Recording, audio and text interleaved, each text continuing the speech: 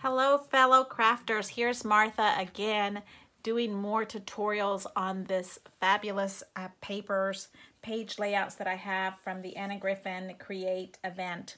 So this was my interpretation of a page that I saw during one of her little snippet commercials.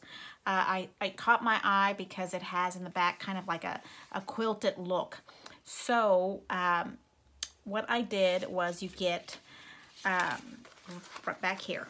So in the back you see the 3 or the 4 different pages, but they are of similar color. So I picked pink here, pink here, pink here, and pink here. So I did a template that looks like this. Fold your paper into a triangle, kind of like a handkerchief, and you cut a piece out. And then you kind of quilt it together.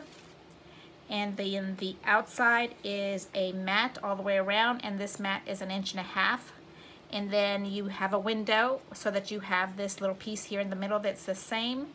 I, of course, added a little bling and some glossy accents to the edge of it to kind of make the paper a little bit different than the front, okay? So that's the first thing. The first thing you're doing is 4 different pages that kind of have the same tone.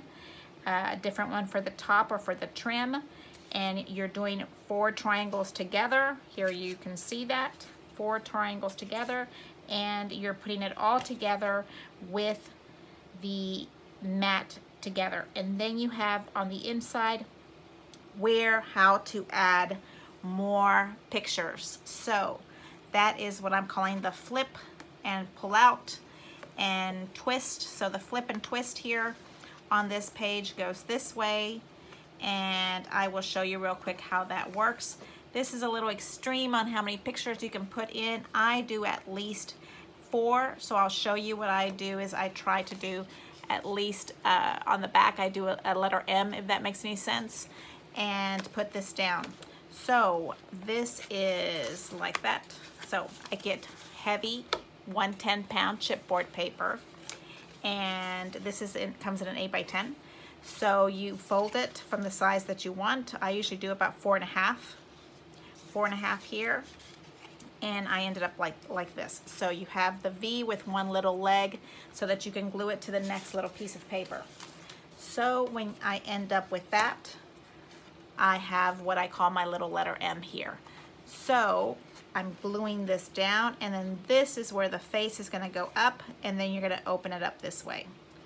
And then at the bottom of it, I usually make a little harder, one more 110-pound paper, and I am folding it back in. And then the twist happens with a itty-bitty little brad, and on this paper you can see it right here. So there is a tiny little brad that's the mechanism to how we turn this one. Very easy to do. All you have to do is kind of just pencil it in, check and see where you're at, and then you put that down. On this, here we go, pops out. You have magnets holding all of this paper in, because I do like to cut these out when I put the paper in a layout. I like to leave the plastic or the protective sleeve. I like to cut this part out so you can use it and have an interactive piece. So here is how that turns. Very easy with a little brad in the middle and some magnets. Super easy to do.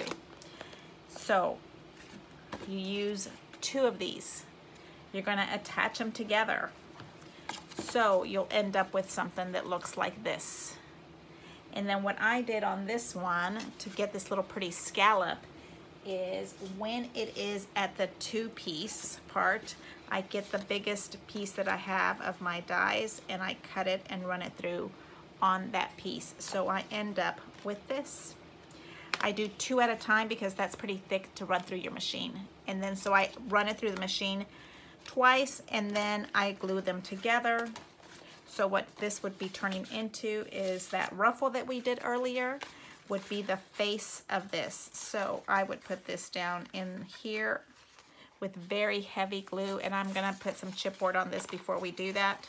But I kind of wanted to show you the mechanism as we go along, what happens to this. So 4 little pieces of paper so that you can now have 4 mats in the front and in the back. And the mechanism is going to go in with a brad here on the center, okay? This is the same exact way that we would do for a bigger page. Now this one is bigger than just your normal little mat. This actually turns into a little mini book because it is also a letter M, but it is bigger. This is almost like a 6x6 here in the middle of an 12x12 paper. And this one I did not feel like it needed to twist because it's pretty big. You can use any size picture on this, so I felt like I didn't need to make it into a mechanism. But you can see that you would do all the way the trim around, and then you would lift this up, and then you would lift it up again. So it's the same thing. You see how that works? It's the same mechanism, same flip going up, and I'm using magnets to keep everything put together. Oh, I did put that. Look at that. I forgot. I did do the little mechanism. Ha on me. There we go. So, same thing on this page right here. So, this also has magnets to keep it all in, and then it has the little pages coming out of it. And this one is glued down so it does not flip and turn on me. Same thing here. This was the big round one, and this is the same die that I used for the inside. It goes with this die right here, I think, right there. It fits perfectly. So that way I can cover that up. So now you can see on this, when you're doing ruffles, this makes a difference to keep your pages looking neat. This ruffle is one-sided. So when you do ruffles and you're going to look at it on this side, you want to use double-sided paper. You see that? Because the double-sided paper, you're going to be seeing it, or at least I would want to figure out how to cover that up if I was going to be using that. So wanted to show you how that works. Easy, more pictures in your pages. Super easy to do. A little bit of a flip going up and a twist. That is what we're calling this, a little flip and a twist. Just like that, okay? Very easy to do, simple, easy that you can copy this. It's just a triangle, kind of looks like a quilt. I just love the way that looks. And then you're using paper, that extra paper that you have out, you can easily use on the inside of all these little pretty pictures to decorate.